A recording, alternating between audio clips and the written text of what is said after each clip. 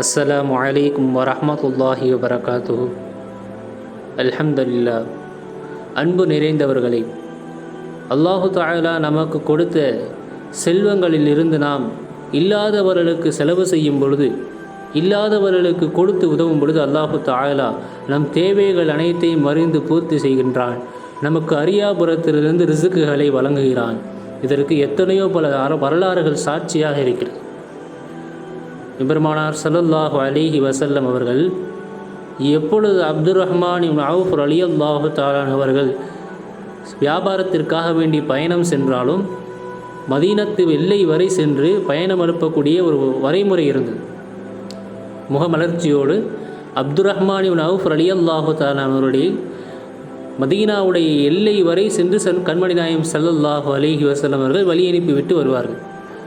அதே போன்று ஒரு முறை அப்துர் ரஹ்மான் இப்னு அவுஃப் ரலியல்லாஹு தஆலா அவர்கள் தான் வியாபாரத்திற்கு செல்லப்போவதாக பயணம் கூறி கண்மணி நாயகம் ஸல்லல்லாஹு அலைஹி வஸல்லம் அவர்களிடத்திலே வந்து கூறும் பொழுது, கண்மணி நாயகம் ஸல்லல்லாஹு அலைஹி வஸல்லம் அவர்களுடைய முகத்தில் சந்தோஷம் இல்லை, முகமலர்ச்சி இல்லை, கவலையோடு இருக்கிறார்கள். அதே போன்று மதீனாவினுடைய எல்லை வரை சென்று அனுப்பவில்லை. அவர்கள் கூறிய இடத்திலிருந்தே வழி அனுப்பி வைக்கிறார்கள், நல்ல முறையிலே சென்று வாருங்கள் என்று.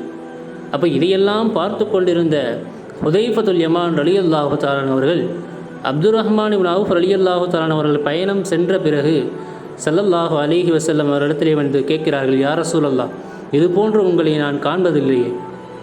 எப்பொழுது அப்துர் ரஹ்மான் பயணம் கூறி வந்தாலும் முகமலர்ச்சியோடு மதீனாவினுடைய எல்லை வரை சென்று நீங்கள் பயணம் அனுப்புவீர்களே, ஆனால் இன்று அதற்கு மாற்றமாக நடந்துள்ளதே என்னவென்று கேட்கும் பொழுது அருமை நாயகம் ரசூலுல்லாஹி ஸல்லல்லாஹு அலைஹி வஸல்லம் அவர்கள் கூறினார்கள், என் தோழருக்கு இந்த பயணத்திலே மரணம் வந்துவிடுமே, என் தோழர் இந்த பயணத்திலே ஒரு மீளா பயணத்தை அடைந்து விடுவாரே, எப்படி நான் முகமலர்ச்சியோடு சந்தோஷத்தோடு அவரை பயணம் அனுப்பி வைப்பேன் என்று கண்மணி நாயகம் ஸல்லல்லாஹு அலைஹி வஸல்லம் அவர்கள் அந்த பயணத்திலே அப்துர் ரஹ்மான் இப்னு அவுஃப் மரணித்து விடுவார் என்ற செய்தியை ஹுதைஃபத்துல் யமான் ரலியல்லாஹு தஆலா அவரிடத்திலே கூறுகிறார்கள்.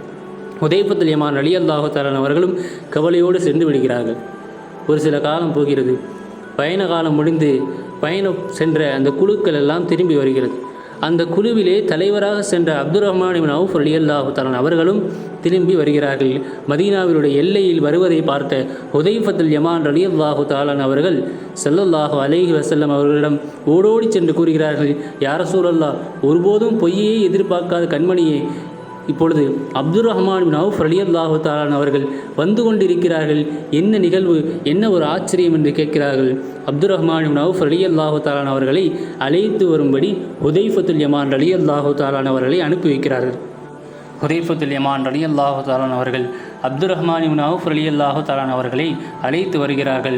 கண்மணி நாயகம் ஸல்லல்லாஹு அலைஹி வஸல்லம் அவர்கள் அப்துர் ரஹ்மானை பார்த்து கேட்கிறார்கள், என்ன நிகழ்ந்தது என்று கேட்கிறார்கள்.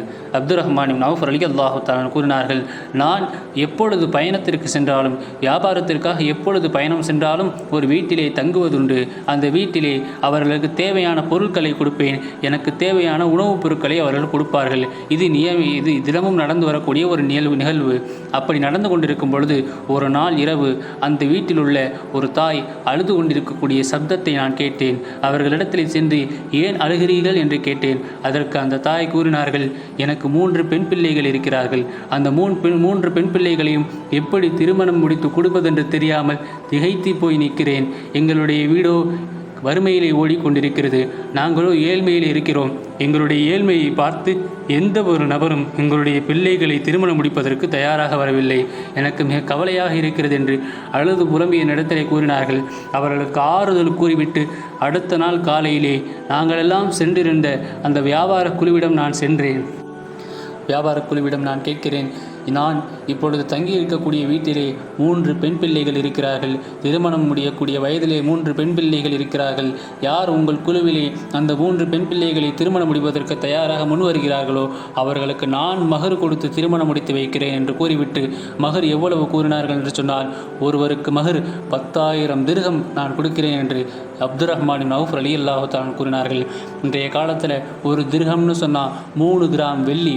கிட்டத்தட்ட 30,000 கிராம் வெள்ளியை மகராக கொடுப்பதற்கு தயாராக இருந்தார்கள் அப்துர் ரஹ்மான் இப்னு அவுஃப் ரலியல்லாஹு தஆலா அவர்கள் நினைத்ததை போன்றே அந்த 3 பேர் குழுவிலிருந்து வருகிறார்கள்.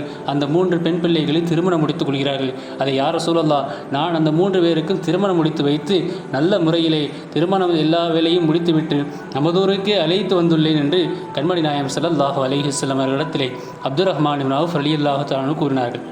உடனே ரசூலுல்லாஹி ஸல்லல்லாஹு அலைஹி வஸல்லம் அவர்கள் அந்த 3 பெண் பிள்ளைகளை அழைத்து வர சொல்கிறார்கள். 3 பெண் பிள்ளைகளும் வருகிறார்கள். திருமணம் முடிந்த அந்த 3 பெண் பிள்ளைகள் ஸல்லல்லாஹு அலைஹி வஸல்லம் அவர்கள் அந்த 3 பெண்மணிகளை பார்த்து கேட்கிறார்கள், நீங்கள் என்ன செய்தீர்கள்? 3 பெண்மணிகளும் கூறினார்கள், நாங்கள் திருமணம் முடிந்த பிறகு உழுவு செய்துவிட்டு 2 ரக்காயை தொழுதுவிட்டு 2 கரமேந்தி என்னுடைய ரப்பிடத்தில் துவா செய்தோம். யா அல்லாஹ், எங்களுடைய ஆயுள் காலத்திலிருந்து 10 வயதை அப்துர் ரஹ்மானுக்கு கொடுத்து விடு, எங்களுடைய ஆயுள் காலத்திலிருந்து 10 வயதை நீ அப்துர் ரஹ்மானுக்கு கொடுத்து விடு என்று நாங்கள் கண்ணீர் ததும்ப துவா செய்தோம். அல்லாஹு தாலா ஏற்றுக்கொண்டானா என்று தெரியவில்லை என்று அந்த பெண்மணிகள் ஸல்லல்லாஹு அலைஹி வஸல்லம் அவரிடத்திலே கூறினார்கள். ஸல்லல்லாஹு அலைஹி வஸல்லம் அவர்கள் அப்துர் ரஹ்மானை பார்த்து கூறினார்கள், அப்துர் ரஹ்மானே, அல்லாஹு தாலா உனக்கு 30 வயதை ஆயுள் காலத்தை நீட்டி வைத்துள்ளான் என்று சந்தோஷத்தோடு கண்ணீர் மல்க கூறினார்கள். அப்துர் ரஹ்மான் இப்னு அவுஃப் ரலியல்லாஹு தஆலா அவர்கள் செய்த அந்த மிகப்பெரிய உதவிதான் அவர்களுடைய ஆயுள் காலத்தை நீட்டி வைத்தது. நாம் ஏழைகளுக்காக வேண்டி செய்யக்கூடிய உதவி, நம்முடைய செல்வங்களிலிருந்து நாம் செய்யக்கூடிய அந்த உதவிக்கு அல்லாஹ் தஆலா மிகப்பெரிய மகிமையை வைத்துள்ளான், மிகப்பெரிய கூலியை வைத்துள்ளான். நமக்கு வரவிருக்கக்கூடிய ஆபத்துகளை நீக்குகிறான், நமக்கு தேவைகளை அறிந்தும் அல்லாஹ் தஆலா அதை நிறைவேற்றி தருகிறான். இதற்கெல்லாம் நாம் வைத்திருக்கக்கூடிய நம்மால் சேர்த்து வைக்கப்பட்ட சொத்துக்களிலிருந்து ஏழை எளிய மக்களுக்கு உதவும் மனப்பான்மையோடு நாம் என்ன செய்ய வேண்டும், வாழ வேண்டும். அப்படிப்பட்ட நன்மக்களாக அல்லாஹ் தஆலா நம் அனைவரையும் ஆக்கி வைப்பானாக. அஸ்ஸலாமு அலைக்கும் வரஹ்மத்துல்லாஹி வபரகாத்துஹு.